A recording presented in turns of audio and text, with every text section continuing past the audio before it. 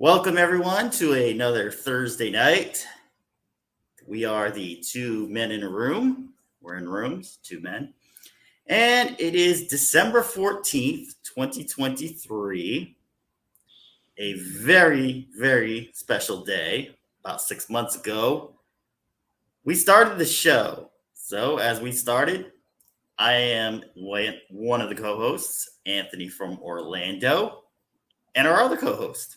I'm Vernell, also from Orlando. And like Anthony mentioned, we have reached our 6 months mark celebrating today. We want to thank each and every one who's partake in making this a success.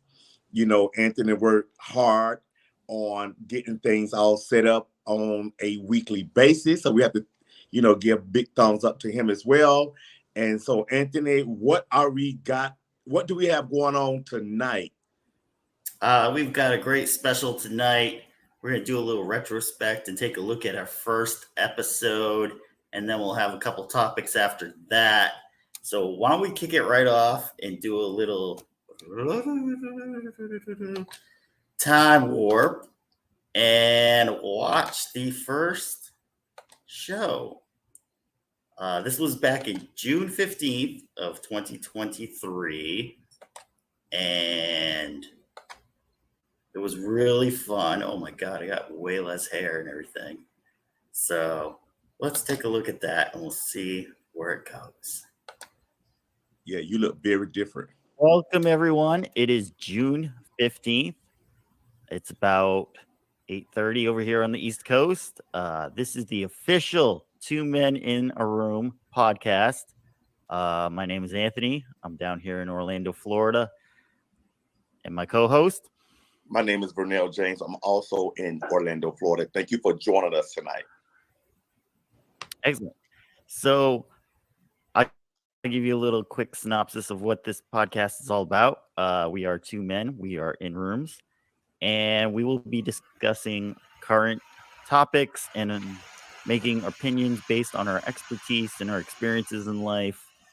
And hopefully we can get you to chime in too. We'll have a comment section underneath. If you do see this on Facebook, feel free to put also in the comment section below on the Facebook post any comments, concerns you might have, anything we can address, post below. We never ended up going on Facebook, but watch us on Rumble and YouTube. So our first topic of the night, which is going to be based on our main topic, past versus present, is in the past, a lot of people have used checks. So do you actually see anybody using checks nowadays? I know I haven't. I think dealing with checks should be thrown out because the new era of today is you do everything on your phone. You do everything online. You pay rent online. You pay your light bill online. You pay your cable bill online. So why do people still have the nerve to carry around a checkbook? I think it's just crazy. So do you think banks should get rid of checks altogether? Altogether. Let it go. It's over. Altogether. Let it go. It's over. Well, I have heard of a few older people that, aren't so into the whole modern internet stuff or even the app stuff that still use checks. So I understand there is somewhat necessity for some people. I think maybe in another 20 years, they'll pretty much be out of that and then could possibly eliminate paper checks altogether. No, 20 years, that's a long time. It's over with in another, I say I get it 5 more years. Okay, stop right there. Okay. So do you still feel the same way now about checks? All right. Checks are pretty much done with. Right. It's over. I think even like rent and I think even the DMV/RMV, whatever you call it, they're going to credit cards even. there's a small fee, but yeah, they're going to credit cards too. So I'd have to check with city halls to see if they take it for like paying property taxes and everything. But yeah, I think the check is almost dead. No, yeah, So it's over. yeah, Just admit it, it's over. It's over. It's over. Let we it got a go. few comments here. Mary Jade, haven't used a check in 7 years. Thank you, Mary Okay, Jade. okay, It's okay. over. I just feel like the route that the world is taking now, whether you're, I want to call people old, you get in your elderly stage to where, you have to learn to go online and pay certain bills, and to me, it's easier, it's convenient. You really don't have to go anywhere. If you don't know, someone need to teach you, your niece, your nephew, or whoever you can confide in or trust, because you can't trust everybody with your, debit cards and credit cards and all that, even family member. So, yeah, checks is over. It's over. Nisha Brooker, Nisha, thank you hey, for Bookie. joining us. There are a few people that can't keep up with the new era. So Nisha. yeah, there are a few people that still use Right. checks, even though most Yes. places don't need you to use it anymore. Right. But there are a few who still out there. Thank you Okay. for watching. Thank you for sharing. Okay, that's okay for Anthony. That's Tanisha mom. Okay. So, Nisha, you better keep up. That's all I got to tell you. Because if you don't, Tanisha gonna make you keep up. But that is you made a great statement. I just feel like, someone has to teach those that don't understand it. And I know it's hard for certain individuals to learn it on the phone or the iPad or the computer or whatever, but it's the way the world is going now. It's all about technology. So you really don't want to be left behind or looking crazy. So therefore, it's really time to get with the program and learn it. That's just my personal opinion. For those that don't want to learn it, hey, just confide in someone that you trust could take care of your business for you. Right. Because you'll have a credit score of 800. I'm trying to think. Dealing with somebody, your credit score gonna go down to 400. So be careful, child. And we'll get back in. If there's anything that you actually absolutely need a check for, there might be a government business or something.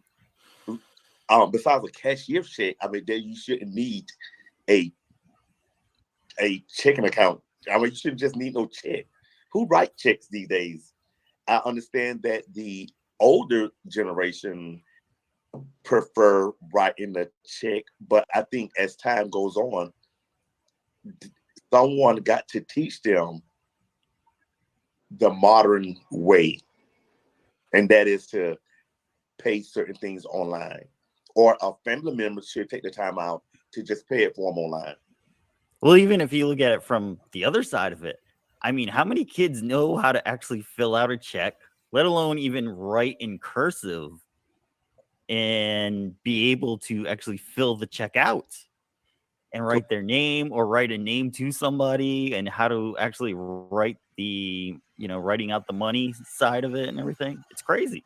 This generation probably don't even know what a check look like, a checkbook look like. More or less fill it out. This might be something for us to do, is like go on the street and just. Okay, so schools still don't even do they still teach it? Cursive writing, correct? I think some schools might.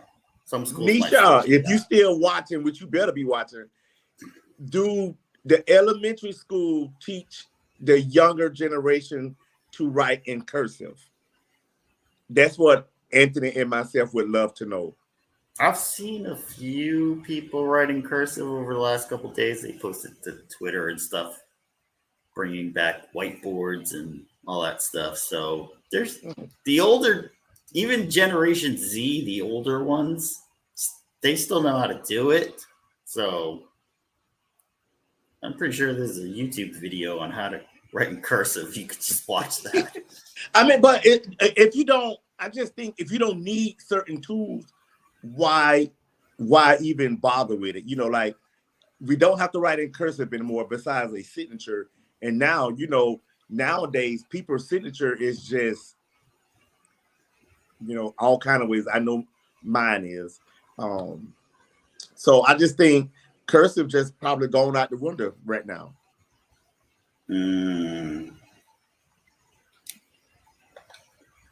Teach kids cursive. Hold up a check and say, if you can fill this out, you can get the money from it. Now we'll have a maximum amount on how much money anybody could take from me, but I may actually attempt to try that one day. Did not actually try and that. I would be more likely to join you because it would be interesting to experience what this generation knows about checkbooks. Definitely. It's crazy how, we've moved from handling paper money and writing out money to now you just like, what do people do now?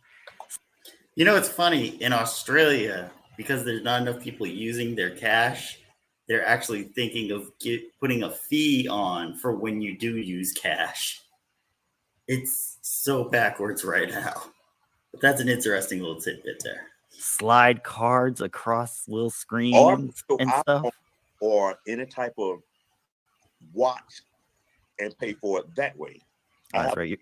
Just use their watches or their phone just to pay for it. So I think what people fail to realize is, I guess they're trying to protect us from scams and people stealing checkbooks or whatever the case may be by you just tapping your phone, tapping your watch to pay for certain things.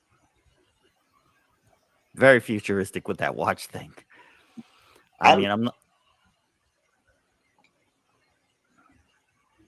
It's crazy, the technology now. You just tap your watch, which leads to a good question.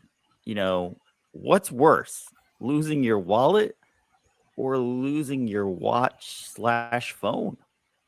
I say losing the wallet.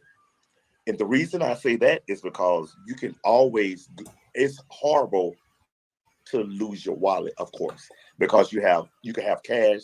Some people carry cash. Some people carry certain identification.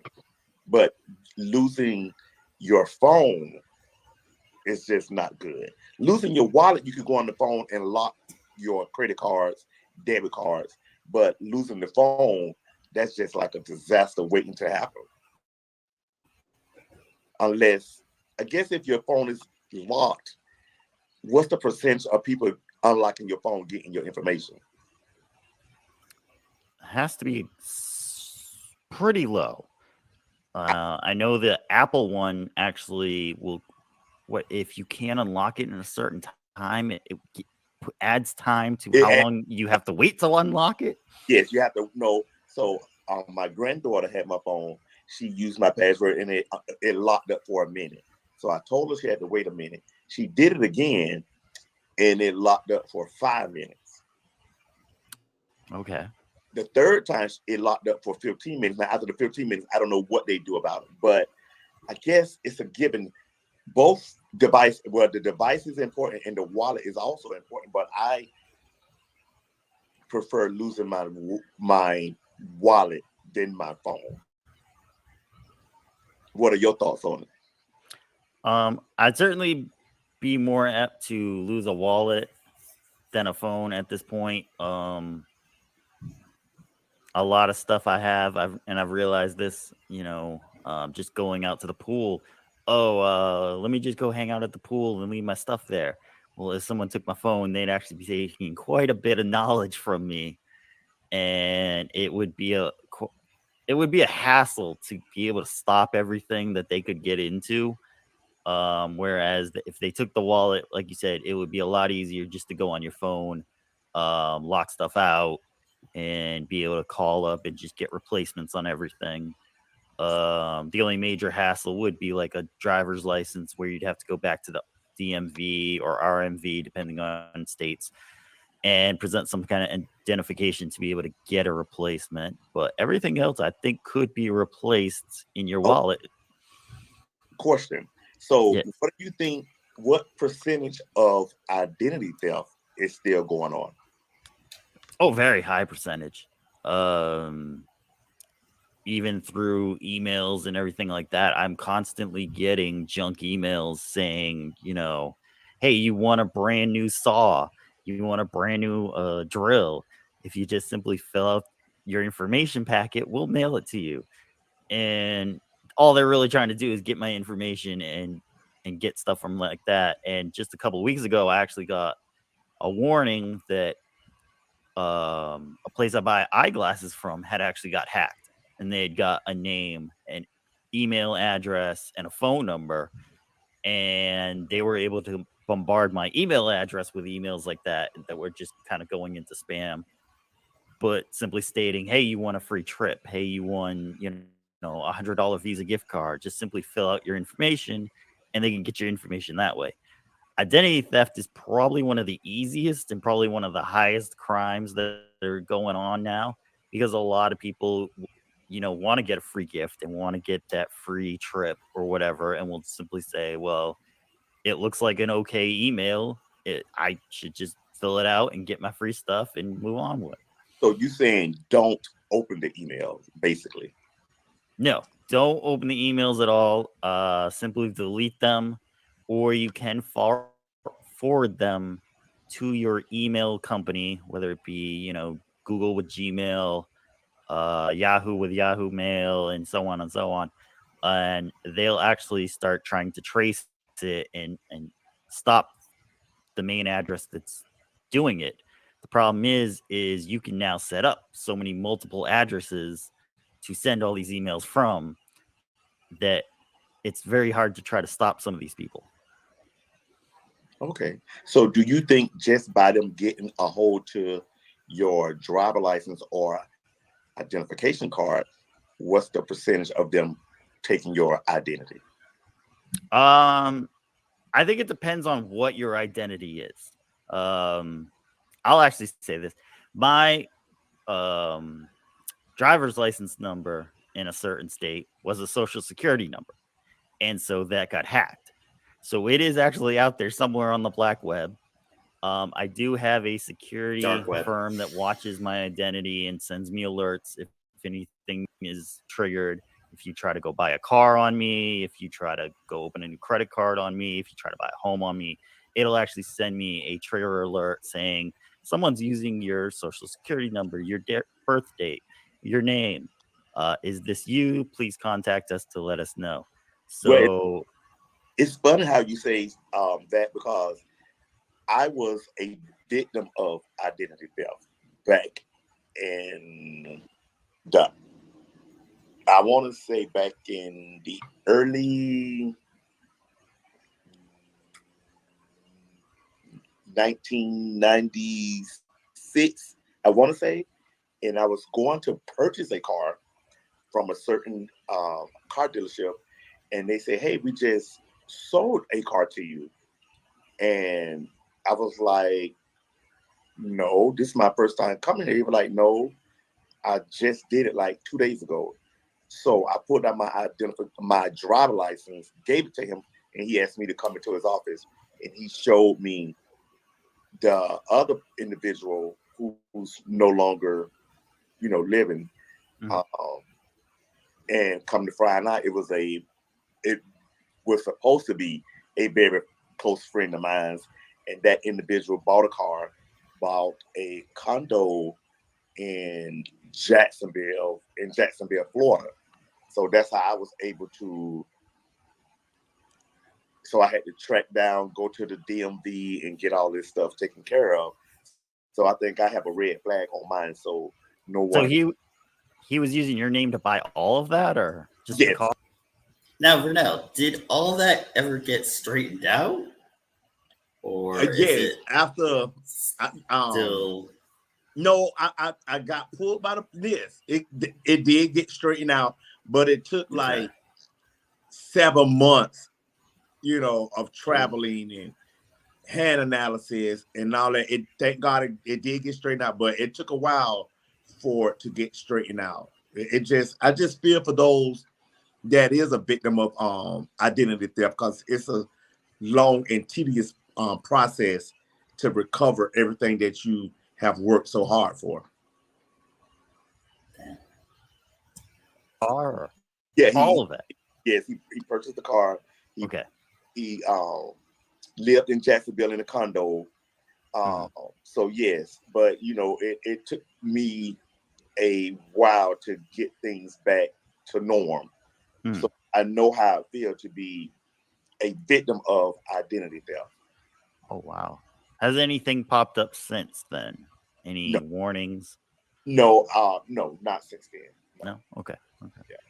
I had to go to court in Jacksonville several times, do a hand analysis. I had to write my name, I think it was 20 times, so they could confirm that there wasn't my signature. So I was eventually cleared of it, but it still did damage, to my credit score and right. all. But I'm back where I need to be, thank God. Oh, wow. That's a story for everybody out there. Be very careful. Check your stuff. Now, do you lock your phone up now since you've seen all that and everything, and lock up everything a little more careful? Now is I guess it's a habit of me. I make sure I lock my phone. I make sure I carry my wallet. I don't carry that much cash in my wallet, but I do have several credit cards. I just urge people not to have a Social Security card in your wallet. You leave that at home. Leave your birth certificate at home. It'll make it a little harder for them to steal your identity. But I just urge people to keep certain documents at home and only carry a credit card, your identification, or driver license in your wallet, and not that much cash. Good advice. And that sort of segues into something that I wanted to bring up. Are you who you say you are? Our next topic, based on past versus present, is modern dating. So I've been single for a little while now, and I've re-entered the online dating platforms. I know everybody loves those dating platforms. You see the commercials on the TV, how you can just meet the match of your life and everything's great. But what I've noticed since the pandemic has happened is a large number of these profiles on there are completely fake. Completely not even the person you're looking at. Now, some people are dumb enough to actually put their actual photo up there for verification purposes and leave it up there. And so you don't realize till you scroll through a couple photos that it's someone completely different. So my question is, and you're a little bit older than me, was dating easier back in, say, the 90s, early 2000s versus now? Or do you think we still had struggles back then that we have in struggling now? I guess it all depends on the individuals, because back then you had to meet people face to face, whether it was at a club, at a restaurant, or wherever you may be, at a gas station. Now the platform is download this app, download that dating app. I don't personally do dating apps. Simple reason: there's catfish, there's people that's out there to meet people just to harm certain individuals. So to me, it was, back then, it was easier. I just think face to face is better is, to me. All that dating apps, I don't personally like them, but I know there's a lot of people that do like them. That's just my opinion. Right. It did become very heavily used when stuff was closed and you couldn't go out to certain places at certain times, and a lot of bars were told to shut down, restaurants were told to shut down. So I understand how there are so many more people doing it now than there were. I just see it as it becoming a much bigger problem now. Now, granted, back in the day, you had people who, like you say, would catfish you. They'd show up, look really great, and it turned out they were just trying to go after you for your money or for attention or whatever. So, do you think it's the same, or do you think things are different? I think things are different. You do have realistic people out there that really want a genuine relationship, right? But then you also have those that try to play on others' intelligence, and get what they could get out of an individual. So I just think people need to be mindful of what they're doing when it comes to these dating apps or even meeting people in person, because it's just a game out there. And I understand, everyone wants true love. Mm-hmm. Everyone wants to find that right individual for them, but it takes a lot as far as these dating apps and trying to figure out, is this person really who they say they are? So I know you've been single, like you just mentioned, you've been single for a while. So what are you looking for Oh, in a this is great. relationship? In a relationship, I think I'm looking for someone who is going to be more of like a co-pilot. Someone to support me, but let me kind of handle things and go through taking decisions of the home and doing stuff like that. Um, I've noticed that, a lot of women that I've been dating and I'm now dating in the, we'll say late 30s, mid 40s range now, they don't really, um, what's the word? Have the best grasps on things. And anyone who's like gone through YouTube, I'm sure you've seen the videos of men and women complaining how dating has gotten so bad. Expectations are way off, Do you and people just oh, so do you have no uh, idea what they're looking at. so do you think because they wanted to have it their way and only their way?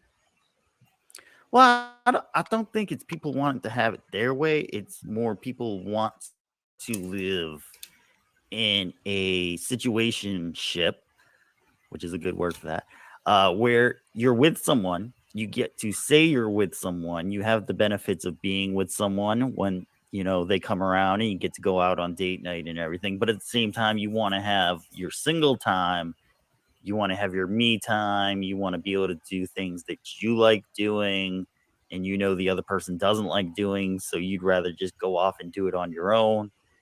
And I think that kind of comes to head when you have times where somebody may say, "Hey, well, what are you doing? Where are you going?" And people take offense to that. Um, I think you have to kind of find a little bit of equalness in the relationship, Right. but someone kind of has to lead it also. So what that breaks down to Uh, is, not you don't have to be the dictator. You don't have to be, a Saddam Hussein. You don't have to say no every time, but you have to kind of also push for what you want. If you're dating someone and they're constantly going out, then yeah, you have to kind of say, hey, well, wait a minute, where are you going? Could I go with you? Let me see what is going on with things. And then if they really push that far, want you to be in any of it, you have to kind of suspect something might be going on. correct. But if you have a relationship where,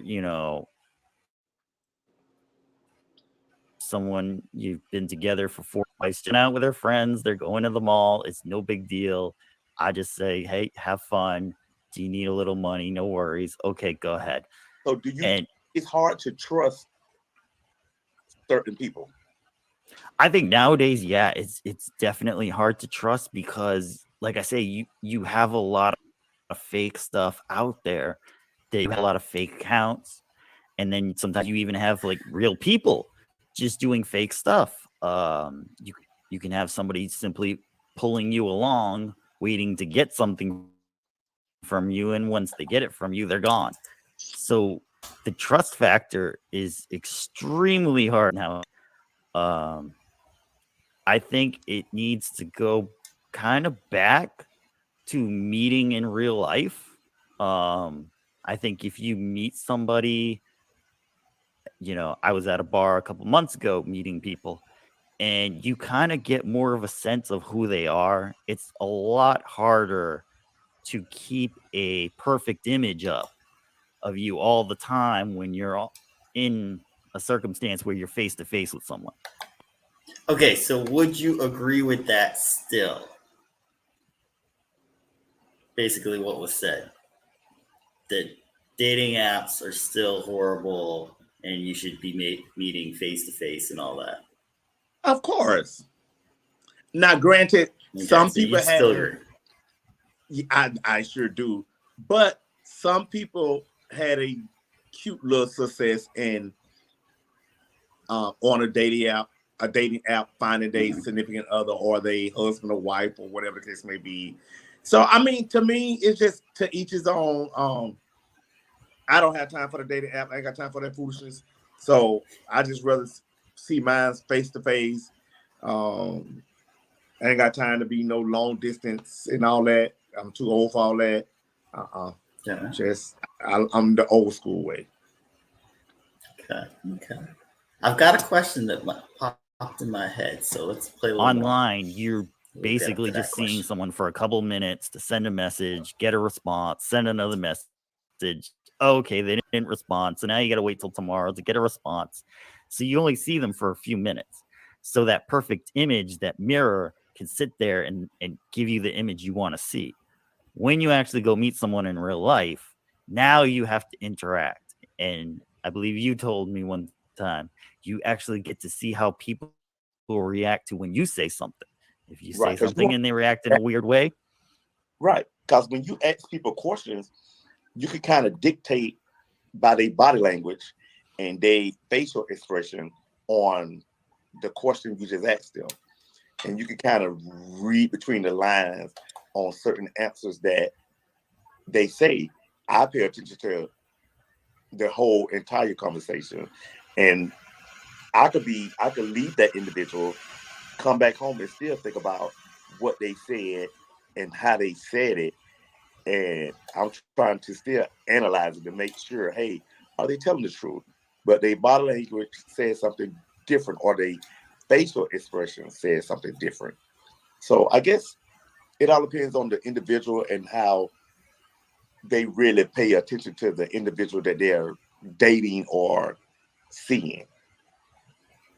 Right. So what qualities that you're looking for in a...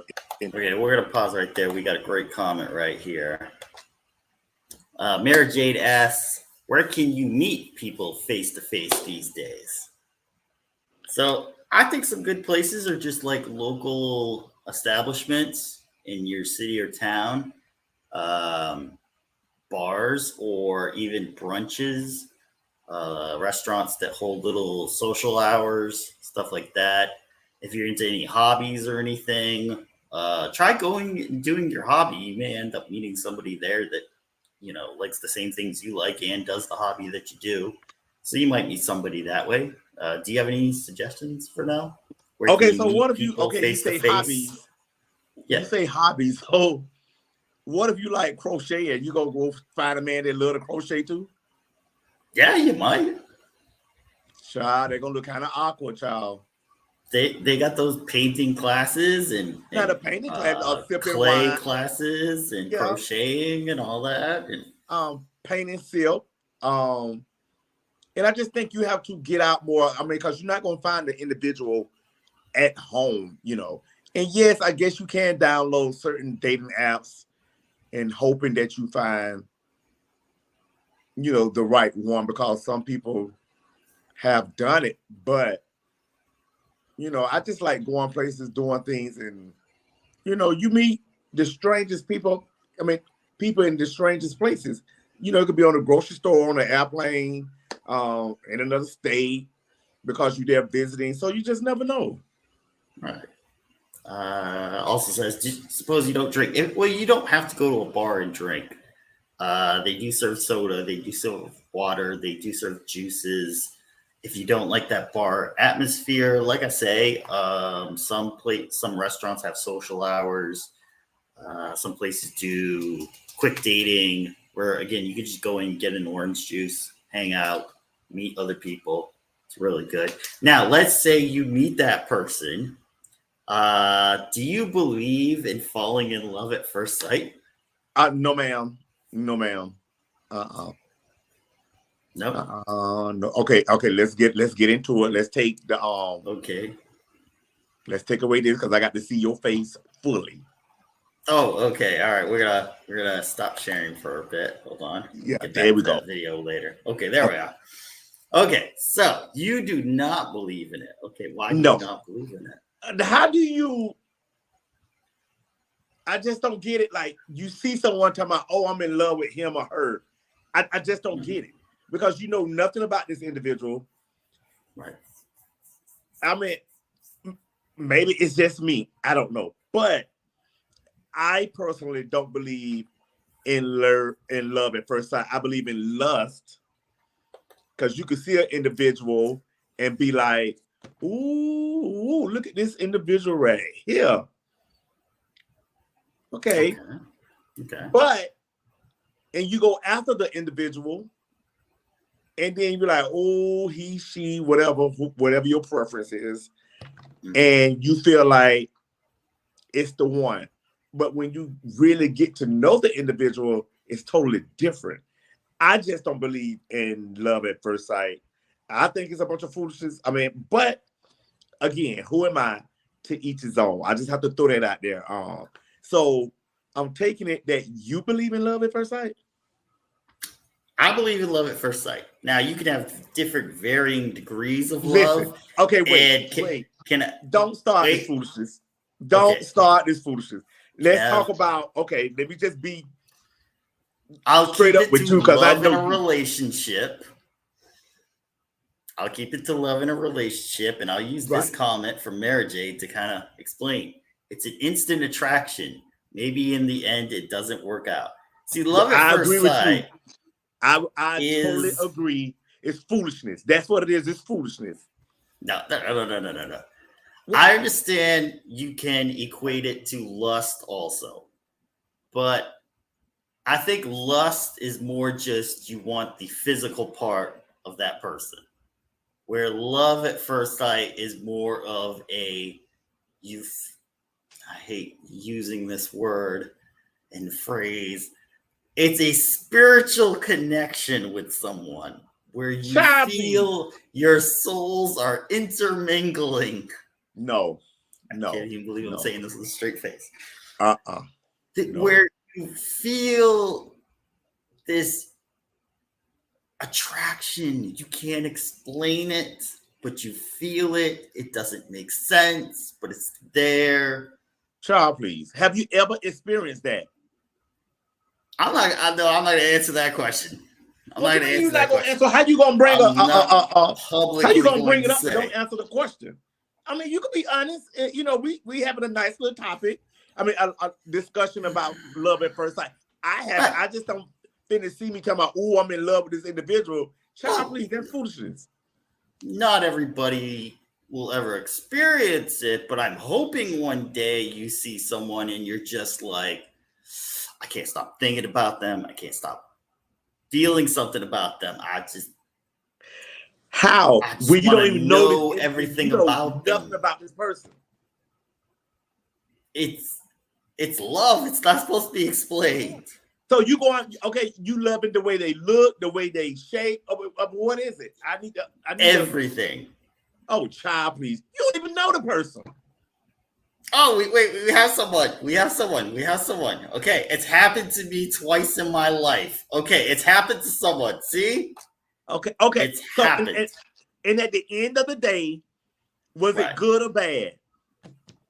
Well, if it happened twice, one of them didn't go too well. Right, I'm talking about the second one.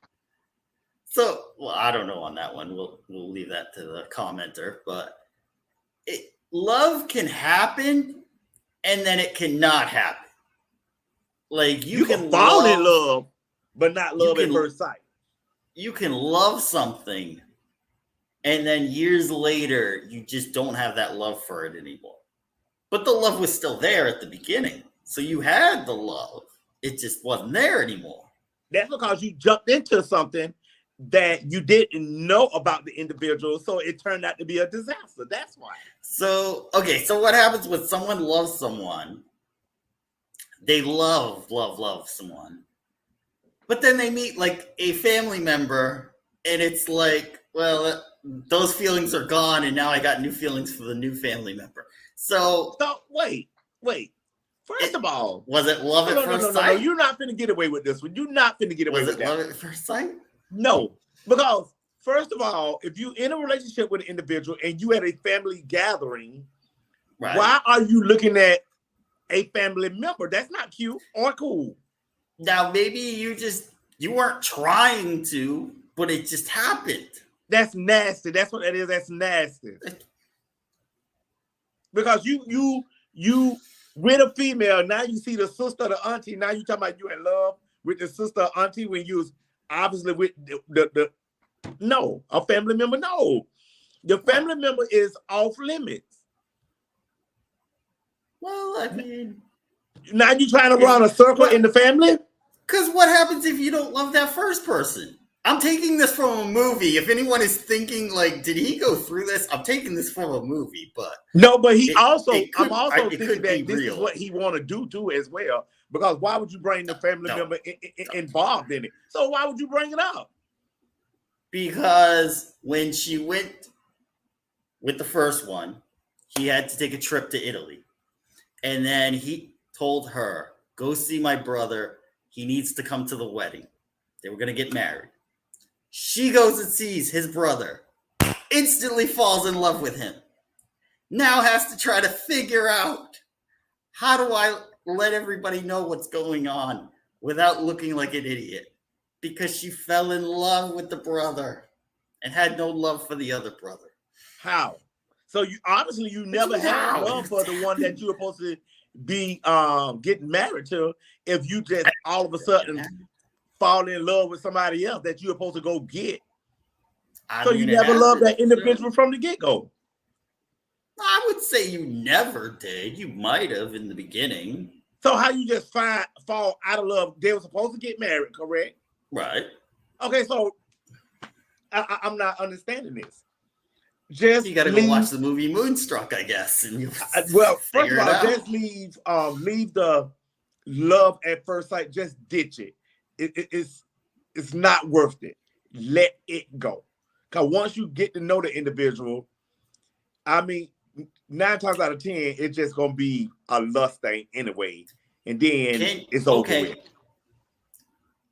Do you think this scenario is possible? And let me tell you the scenario. You fall in love at first sight. Love this person. You guys go out within, I'll address that comment in a minute. Within 3 months, you move in together. And then you decide you're going to move to a completely different state. Then for 2 wonderful years, everything is great. And then it comes crashing down. Something happens. Do you think there was any love in that scenario? No. Do you think there was love at first sight? No. You were just trying to do something. That's it. You were just trying. You was hoping that this is it because he cute, she fine, or whatever the case may be, and you threw the casket net out there. You caught it, and then you're gonna try it. So now you done move because you in lust, and now it's crumbling down. You should have did it anyway, because I think that you should really get to know the individual, especially this days and age, because it's a lot going on out here, and everybody got time for the foolishness. So, but they spent 2 years with the person. They should have. Well, obviously it didn't work out because you said it came crumbling down. Yeah. Okay, then. So that's because you never got to know the individual. So, question to you: how long would it take for after you meet somebody? Right. How long would it take for you to move in with that individual? Tell the truth. To move in, I would say give it 6 months to a year.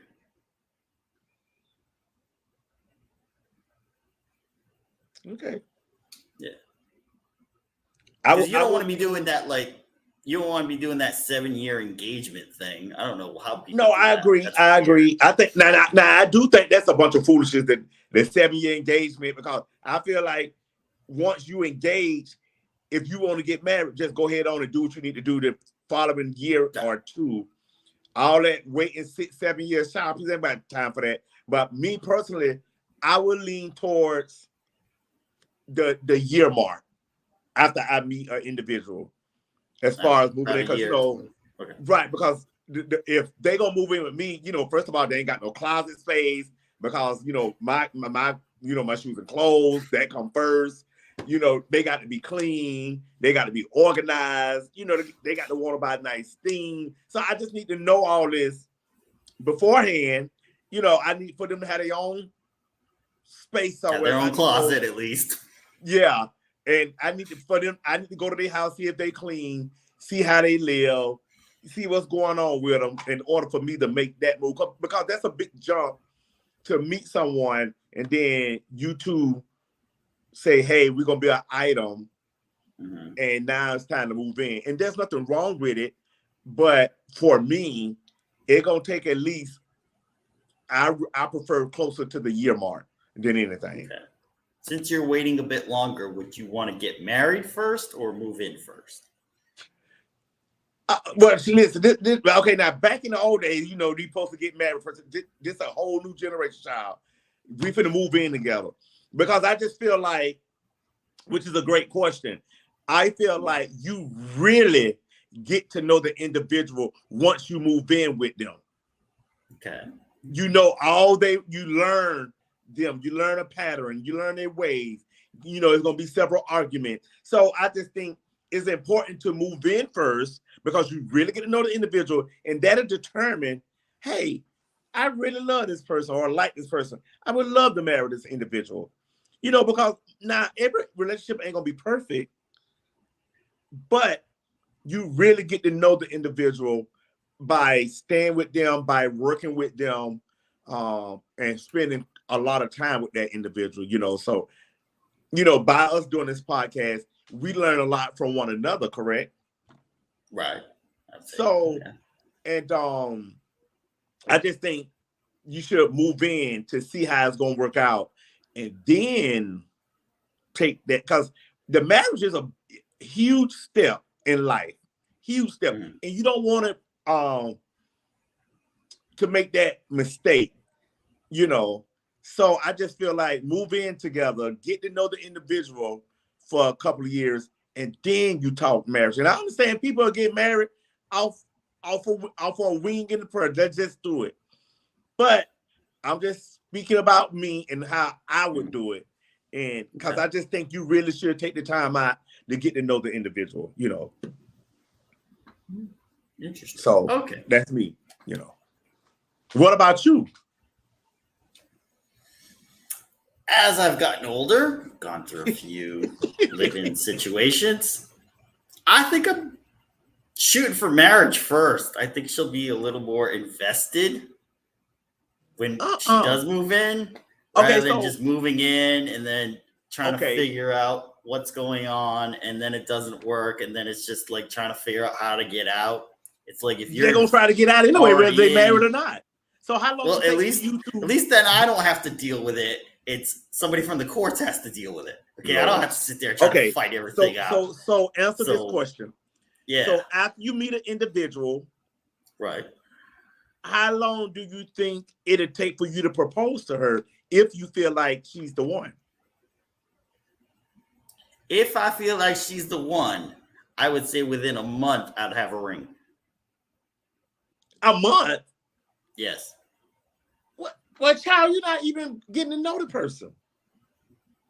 No, if I've gotten to know the person and maybe we've gone through something together and came out together feeling like we're closer and everything's good, as soon as I would say, yeah, she's the one, within a month I would have that ring. Because why are you going to wait? After you met her, Yes. it'll take a month for you to. So what? Y'all got to be on an avalanche together. She helped save you, and then you have this fairy tale. And if we met and a week later we're on a plane and the plane crashes and we survived a week together by ourselves in a mountain range or something, what's that movie I'm thinking of? I know what you talk about. Yeah, I'd come out of it and be like, yeah, this is the girl I'm going to marry. You know that's TV, right? Like, because if you no go way through in the something world like you're gonna that, meet someone and you then would within a know. month you're gonna propose to this individual. That's foolishness to me, because you really haven't. Not a month after meeting them, but meeting them, talking to them, going out with them for a while, and then saying, this is the one. Right. Okay. What's a while? It could be like 2 months. It could be a year. It could be 4 years. Okay. I bet it need to be under. Once I knew. It don't need to be under a year. Now give it a year now, child, please. Now we're not going to do these 3-4 months. Child, please. No. Hollywood all the time. Well, that's Hollywood, and they don't stay together forever. Now they be together for a couple of years. Look at Cardi B and Offset. Now they finna break up. So child, 4 years or something. Yeah. Right. So child, please. And if I got time for that foolishness, it need to be over a year at least, because there's nothing wrong. Because as long as you two together and love one another, the marriage is going to come. Ain't no sense of we got to do it. No. Take your time, sweetest. It's not that serious. You're going to get married. And you make sure you're invested in one another, and you make sure you both on the same page. Y'all both got the same energy, and y'all need to get in the argument at least a couple of times to see if she gonna fly back home or she gonna go where mama at, and I'm moving, and you got to go through all that to make sure she's the right one, Or if she mad, she in the other room.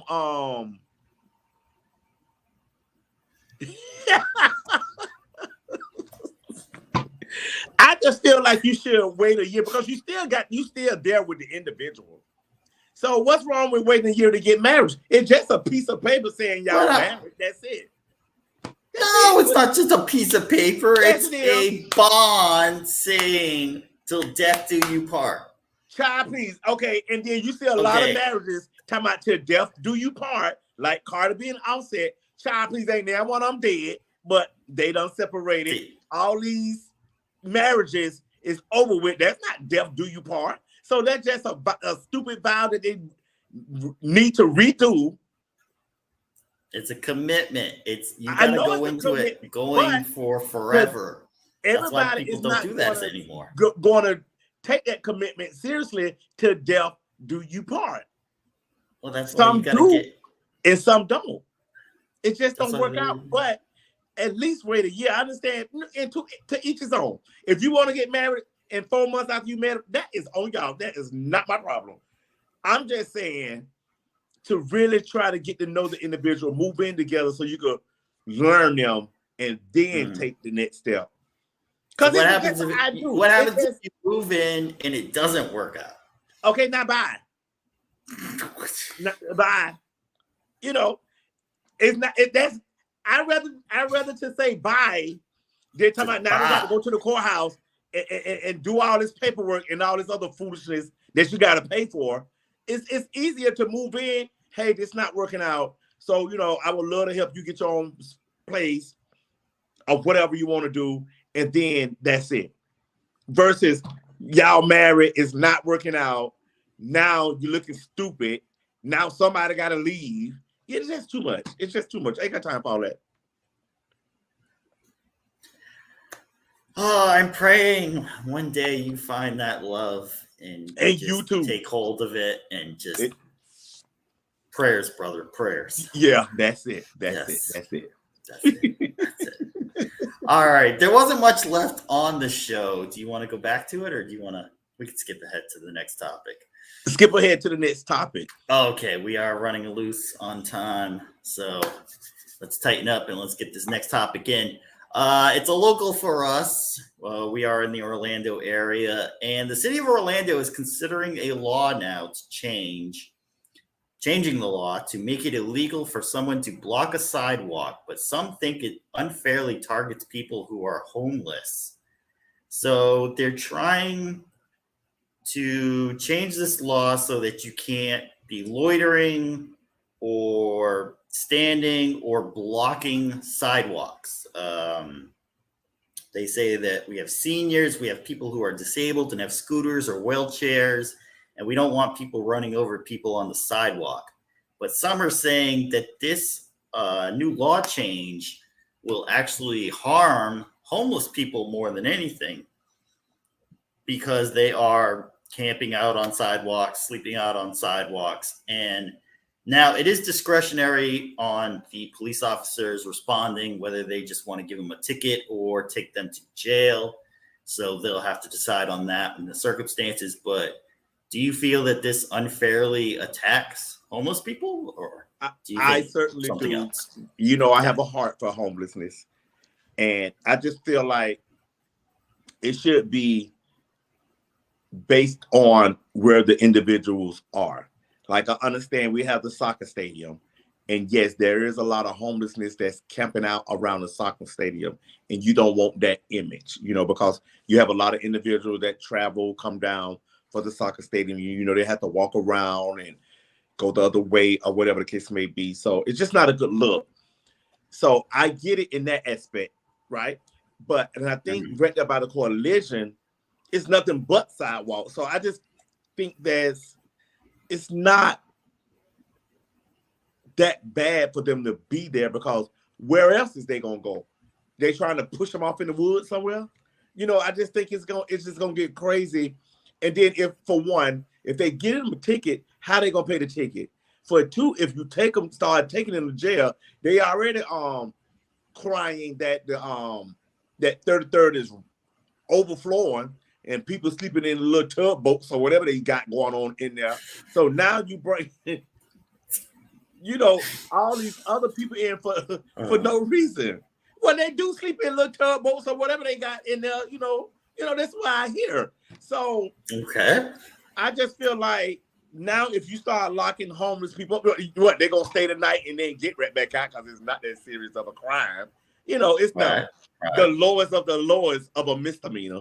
So you wasting your time to search them, pat them, put them in your patrol car, take them down, when you could have been responding to something more serious than taking a homeless individual to the jail. That's just my opinion. Right. Leave the people alone, or nevertheless find a spot where they can go and tell them about it.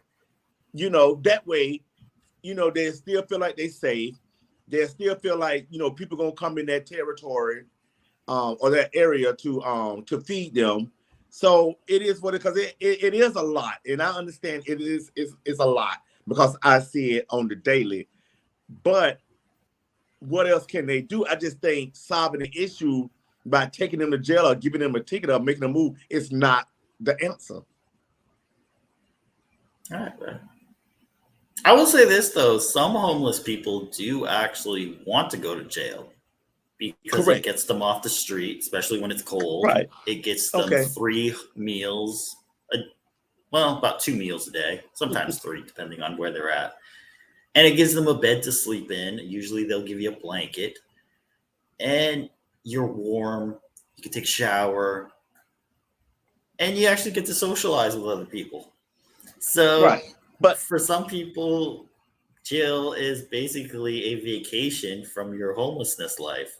They need not saying it's the greatest thing ever, but okay. So let me ask you this, because now that I thought about it, would you think that they could build an area for homelessness? Maybe designate a field or something. Yes, or because what you could camp. Right. Okay. There. So by the coalition, right across the street from the coalition is an area where it was a huge field. They even they even blocked that off with a fence. That's where everybody used to be at. So when they did that, they moved over there by the soccer stadium. So, I mean, where do you want these people to go? I just feel like, okay, just a quick scenario. On the news tonight, they say, hey, in Osceola County, I think it was Osceola, now just every day they monitor people running, going around the school bus. Okay. Mhm. So Right. they say they want it to pass starting next year to where if you go around the school bus with the stop sign now, the ticket is $250.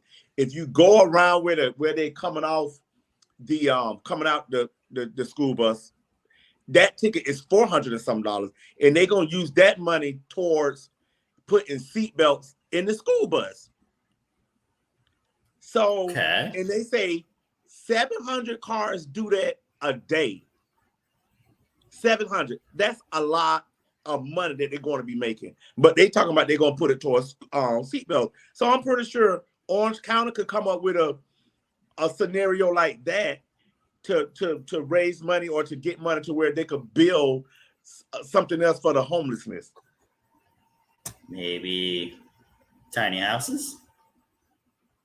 I I mean, that's a good comment right there, because that is the essential problem to this. Is some homeless people have simply not been able to make enough money to live in rentals or homes or anything like that. And then when you're homeless, sometimes you'll lose your job, sometimes you'll try to just keep it going, and you're just trying to play catch up with everything. So I think affordable housing should be more of the solution they should be looking for, rather than simply saying, well, we just can't have you on the sidewalks anymore. Right. So it's either looking like you could, try to work with some companies to build some affordable housing, tax breaks or something like that, or set up an area where you can have them camping out that isn't going to be interfering with anything else. And I know that's not the best way to do it, because you don't want people permanently being homeless. Some people, due to mental issues, can't quite get it together, but there are some who live in cars, and I would still consider that homeless. And it's just the housing is too much. Now, housing is going down, rents are falling, home prices are falling, so hopefully they fall quick enough that we can get people back into places. But the ticketing thing is kind of a, why are we telling the police officers to go deal with homeless people? Like, that's crazy. They should be dealing with the real stuff: murders, killings, drug dealing, kids shooting each other. We got more and more of that each day around here too. So it's like they should be dealing with that. Get some counselors or mental health professionals to go out and talk to some of these homeless people, and maybe they can kind of get them back on track and get them off the streets. Just an idea here. What do you think? I agree. I totally agree. All right. So this was a great show. It was great.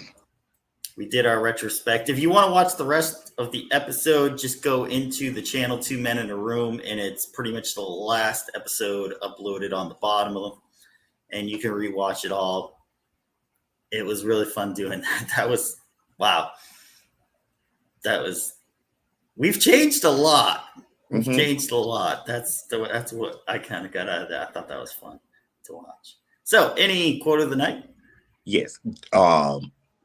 Don't judge a book by its cover. Get to know the book, or get to know the individual. That's the quote of the night. Me and Anthony want to say we greatly appreciate each and every one of you, those that comment, those that watch, those that have subscribed. Thank you for letting us make it to our 6-month anniversary. We greatly appreciate each and every one of you. We love you for free, and good night. What about you, Anthony? And to another 6 months. Hooray. Yeah. And I'll leave you guys with this. Life is good, but it could be better. That's right. So, have a wonderful night. We'll see you next week. Check out my personal show, The Angriest Man in Orlando. That's on the Angriest Man in Orlando channel. And we do it every Tuesday, but not this coming Tuesday because I got an event to go to. But go check out the other videos on there. Check out everything on Two Men in a Room.